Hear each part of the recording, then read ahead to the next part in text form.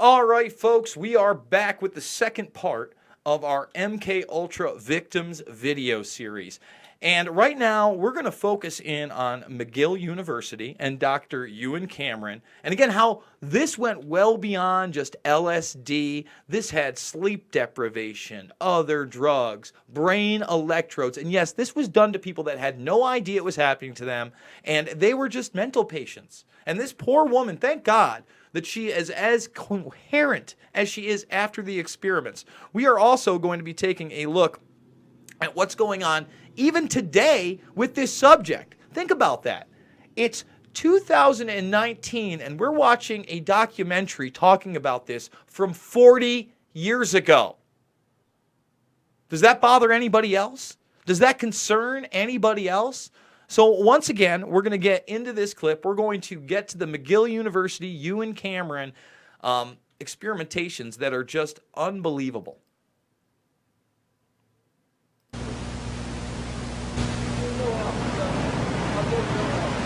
By far, the most chilling experiments we have uncovered took place at this Gothic estate called Ravens Crag, halfway up Mount Royal in Montreal.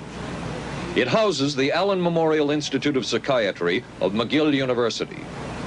It was here that the CIA funded a series of experiments, severe experiments. The work was done by the Institute's then director, Dr. Ewan Cameron. It is the closest experimentation to brainwashing yet disclosed.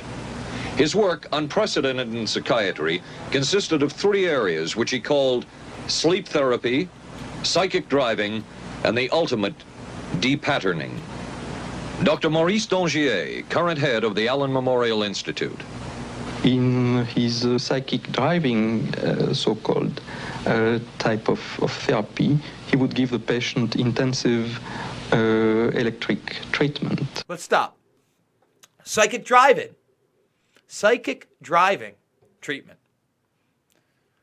Treatment? Electric treatment? There was no treatment there. No therapy. It wasn't therapeutic. That's torture. Electric treatment. In order to make the patient regress deeply, become forgetful, and then he would attempt to implant new ideas in the mind of the patient. So after he would torture them and electrocute their brain, basically, he would suggest things into the mind of the patient. Try to wipe the slate clean, if you will. Sounds a lot like brainwashing to me. This reporter's done a pretty good job. I wonder what he's going to say. Now, to a layman, it would appear that Dr. Cameron was trying to take the slate and wipe it clean, the slate being the mind. In other words, brainwashing. Exactly, that's a very good comparison. Exactly, that's a very good comparison. So cold and without any, he's not even like, exactly. That's a very good comparison. Yeah, I mean, he's spot on, very cold. That's who these people are. Brainwashing. Yes, true. Val Orlico of Winnipeg, Canada, the wife of a member of the Canadian Parliament, was a patient of Dr. Cameron's. She entered the Allen Memorial Institute because of severe depression. Let me stop that. The wife of a member of the Canadian Parliament. That's probably one of the only reasons she made it out of this. She went in for depression. She's not a heroin addict. She's not a prostitute. She's not somebody who consented to any of this. But again, let's hear what she has to say. What could they have possibly done to this woman? She describes for the first time publicly the LSD therapy and psychic driving treatment that she was given by Dr. Cameron. And then the drug began to take hold very rapidly because it was an IV injection. And let's also stop that. It was an IV injection. Now, most people, when they think of LSD, by the way, they don't think about taking an IV. They think about taking it orally. It's not common that people are asking for IVs full of LSD to be injected in them. Just something that we should know. Things became very furry and very frightening, and had a lot of sensations that it's very difficult to recall. Nobody explained it to me. Nobody ever asked me if I was willing to do it or anything. He had this feeling that he would be able to get through the resistance of illness and to reach deep changes very quickly. So let's stop right there. Look how smiley he was. Get through resistance and get deep changes very quickly. What? And with what glee? The guy he's talking about, Cameron, was kind of a mentor to this guy. He actually looks up to him. He's not ashamed that this went on. He seems very proud. Did he? I don't think that when you look at that in retrospect, the hopes that he had have been in any way fulfilled. So it's tough for me to read him here. He's a little smug here, and you got to understand certain findings in MK Ultra, especially in 1979 when this is coming out, were going to be kept secret.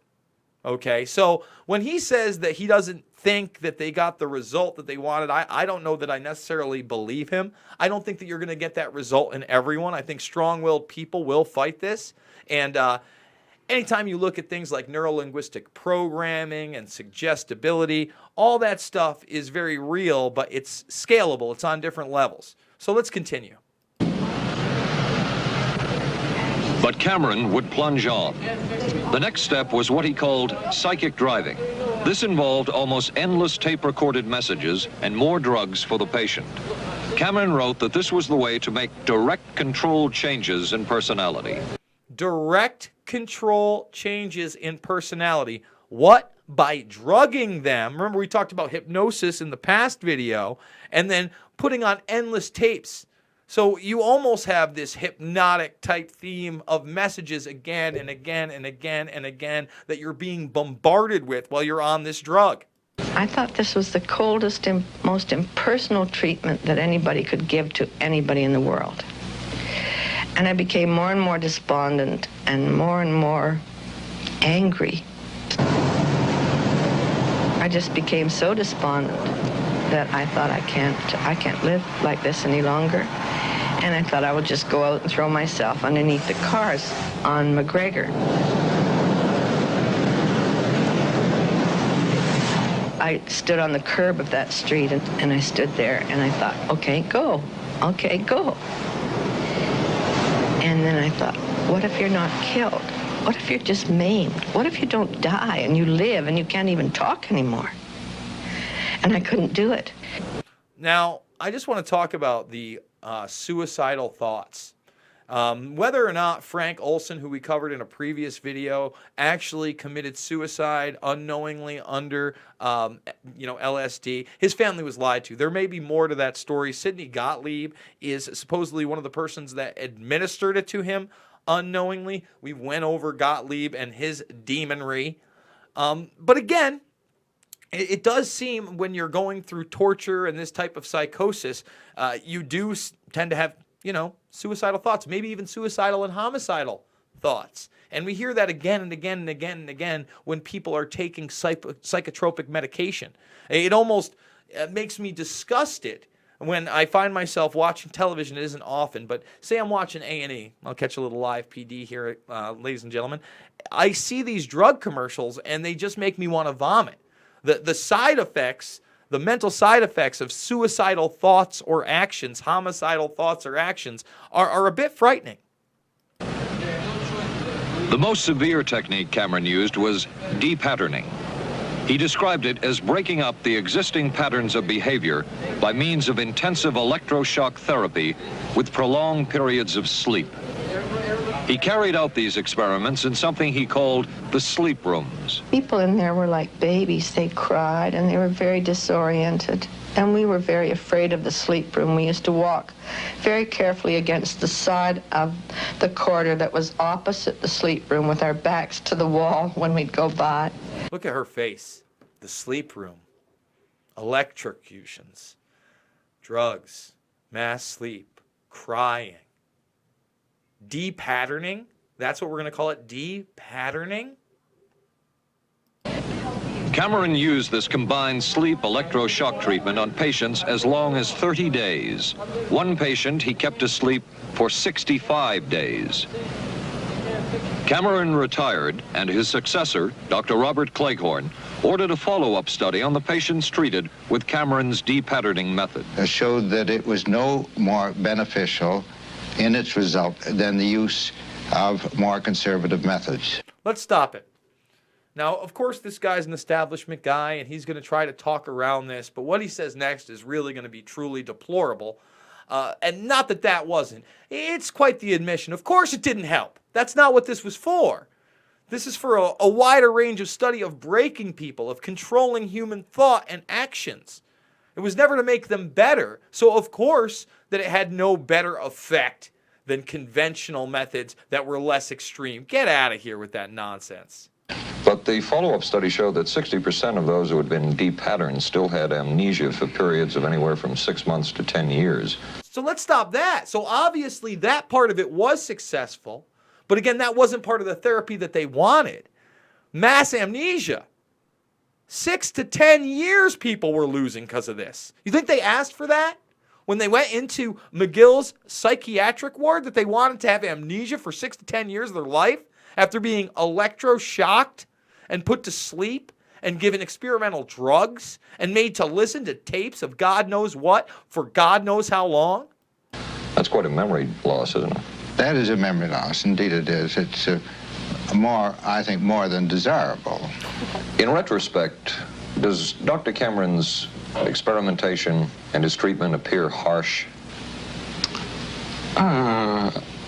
I would say yes. I mean, this forceful type of approach that I was describing to you is definitely, it can be said that it's harsh.